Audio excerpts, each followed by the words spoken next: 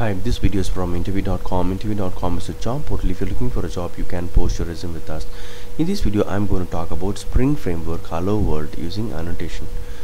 In the previous video, I was talking about Spring Framework using XML file. But in this example, we are not going to use any XML file. We are not going to use any XML file. Using annotations, JavaConfig class file, we can write a Spring Framework. So we can give bean definitions using a Java class instead of XML, because XML is a little bit tough to manage XML files, so that's why we can use JavaConfig. So from Spring 3.x, JavaConfig features are included in core Spring module. It allows developer to move all the bean definitions and the Spring configuration out of XML file into a Java class. So we don't use, in this current video, in this current project, I don't use any XML file. Instead of that, I'm going to use a Java class which will have all the configuration details and the bean definitions. Before that, just want to explain what exactly the benefit of Spring Framework. So without Spring, what will happen? Without Spring Framework, what will happen is, if you have any dependency objects, like say your application wants to interact with JMS database and velocity template in the UI side, struts in the UI side, JSTL. So without Spring, what will happen is you have to create all these objects and manage these objects, configure, create and manage all these objects, which is really tiresome. So instead of that, with Spring Framework, what will happen? You give the responsibility of creating and managing all these dependent objects to Spring. So Spring will take care of creating and managing all these objects, dependent objects, which is, I would say, it's like a third-party objects. And whenever you require, you can ask the Spring Framework, can you give me these objects? So these objects, dependent objects, will be injected to your application. So you can focus only on the business logic. You don't have to worry about these dependent objects. So this concept is called dependency injection. So all this dependency, your application depend on these objects. So these dependency will be injected in your application during the startup. The Spring container will take care of creating it and managing it. That's where Spring plays an important role of managing these objects. And there are other advantages, like templates are available which will avoid boilerplate code. So Spring takes care of to avoid the boilerplate code. So Spring takes care of managing all these objects and injecting to your application. So I have written a simple application, demo hello world demo application, which has an app, app class, and I'm going to ask the Spring Framework to create and manage one more bean called hello world, which is like dependent objects for me. So I'm going to tell to Spring Framework in an XML file. In the previous video, I was talking about XML file, and in this video, I'm going to talk about annotation. So using annotation, I will inform Spring Framework, hi Spring Framework, I want this object to be injected in my application, something like that.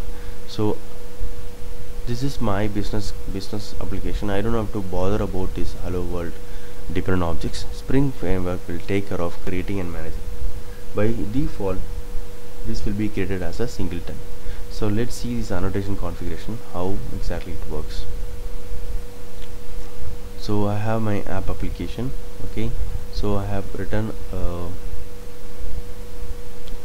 app config, which has a definition called which has an annotation called add configuration. If you see this add configuration, this comes from the Spring Framework.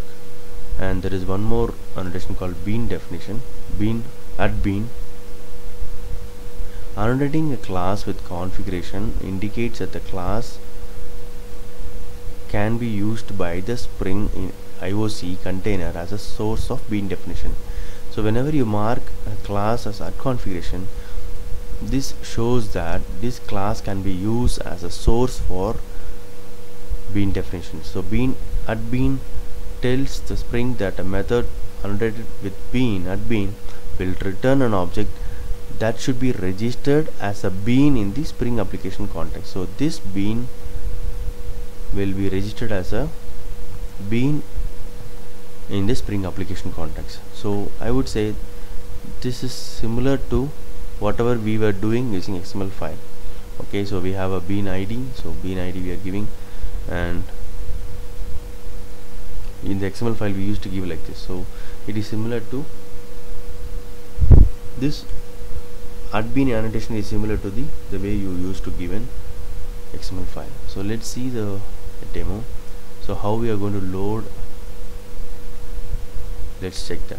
So I'm going to run this program, and I want to talk about this annotation config application context. So this will take a class where you have annotated at configuration.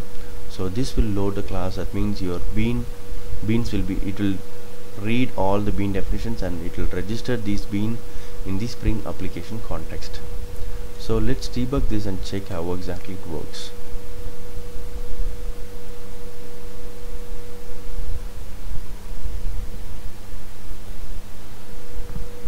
I've started the application. So now we are going to create new annotation config application context.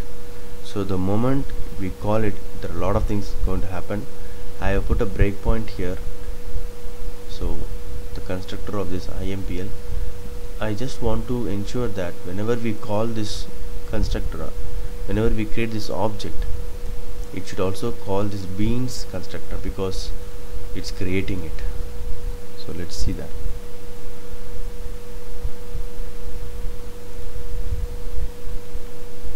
So we are calling it, so it should start the container, it should read the bean definitions from app.config.class file.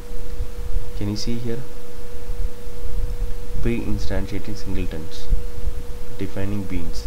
So our constructor has been, our bean definitions have been called.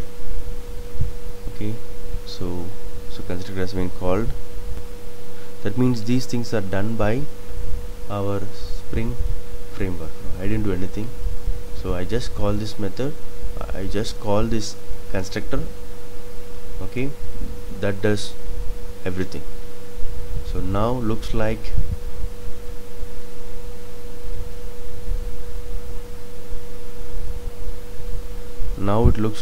it has created the object. Now our object is ready. Our object ID is beans ID is allobean. So from the application context, which just now we prepared, we are going to get that particular bean. So I got the bean, I'm going to call that method. Okay, so this is how you can use JavaConfig to provide your bean definitions instead of XML file in Spring 3. Hope this video is useful. Thank you and all the best. If you have any feedback, please comment on this video. If you like the video, please click the like button. Thank you.